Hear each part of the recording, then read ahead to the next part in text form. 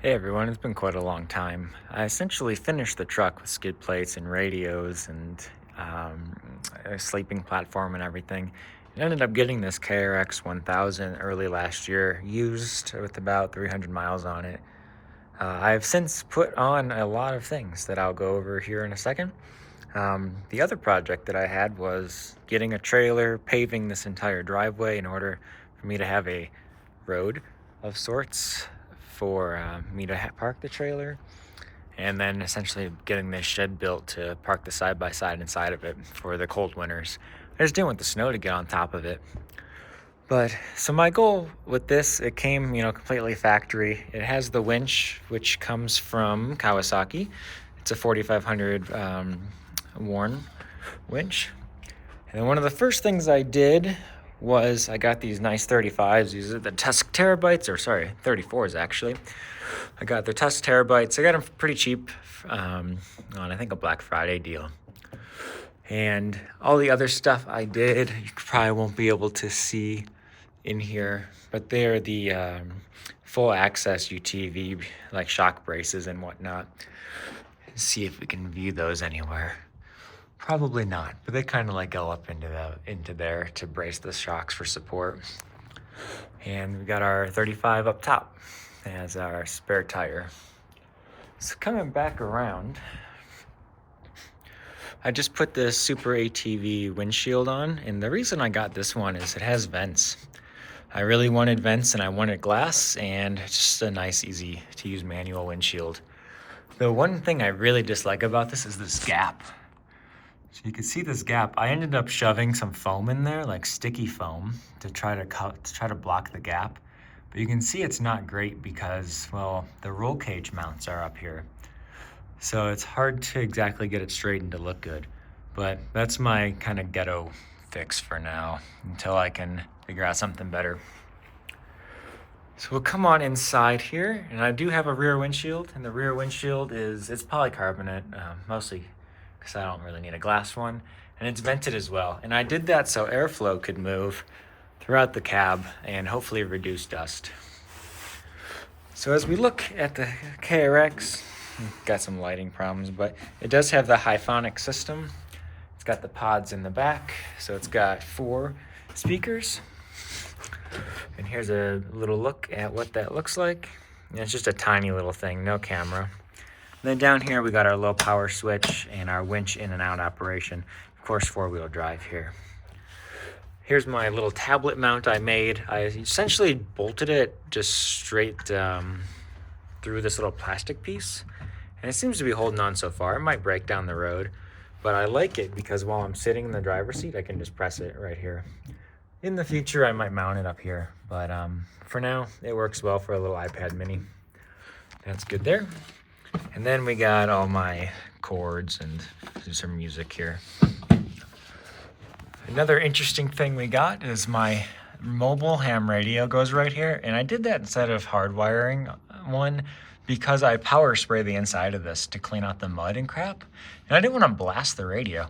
So I got just a cheap radio that it clips in right here, and I got this mount online. And then my headset goes under my helmet, and I just run the wire down, and that is all that takes. If you're curious, in the back, we got some of the PRP. Let me see if I can get a better shot of that. It's hard to do it with one hand. There we go. The PRP, they're waterproof bags. They're huge, both on either side. Awesome to carry extra layers or snacks and things like that. Put that down. Oh, don't mind the battery tender. So we'll come around to the back here if I can fit. So we do have a little scissor jack that I quickly realized won't do anything because of the suspension travel. So, oh well, but it's there if you need it. One thing a lot of people have asked is about this little crate, and it fits perfectly in here. This isn't bolted in or anything. I keep air compressor, tools, all kinds of things in here. You could just get this from Amazon or from Tractor Supply, etc., and it fits great. Then finally, we have our KRX tailgate. And this opens up, if I can do it. This has all kinds of other straps and nice gear I have in here. I did this for just easy access. The last thing I want on a trail is to make a strap hard to get to. And then finally, the last thing I just spent an hour doing was mounting up this license plate light. No, I don't live in Idaho. Yes, Idaho does give me a plate though for like $30, which makes me street legal in Moab and Utah and a few other places. So talk to Idaho if you need a plate in your state like Colorado doesn't issue one. And it's lit because it's a law in Utah that you need a lit license plate. This is a little janky, kind of not great, but it does the job. And we'll come back over here. For those interested on how you wire up license plate lights, Kawasaki gives you a nice pigtail right there, and then you just mount it right in and follow the loom all the way, essentially down and into your license plate mount. So those are a few things that I've done with the KRX and over time. Just kind of what I've been doing is using this to go wheeling and having fun. This thing is awesome. It's in two-wheel drive. It does more than almost everything we'll do in four-low. I actually tried to jack it up in my garage, and it had so much suspension travel that it nearly touched the roof. So that was an exciting day. A few other little things we got here. These are from a guy named AJ. He makes these fenders. So if you're interested, he's a small business, reach out to him. Same thing in the back. I did this because in the snow, it blasts me straight in the face. So that was never fun. I do plan to get windows, and I'm hoping I can find someone to make me hard windows soon to kind of alleviate that issue. Let's see what else we got going on. So the next project, you may be wondering, is right around back to I talked about with Utah. So we got the XTC plug-and-play turn signal kit.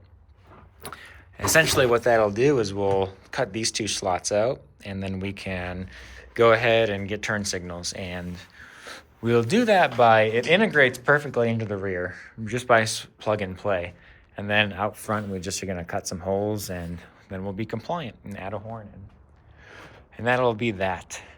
But that's it so far. This is just a little quick intro of what I've been up to and kind of the projects I've been dealing with. Mostly been this guy right here. A lot of projects. If you have any questions about the KRX, let me know. I'm happy to answer them. Or also happy to answer things about products. I have a lot of things to install. There's more sitting in the background, products that need to get installed as well. All right, thanks.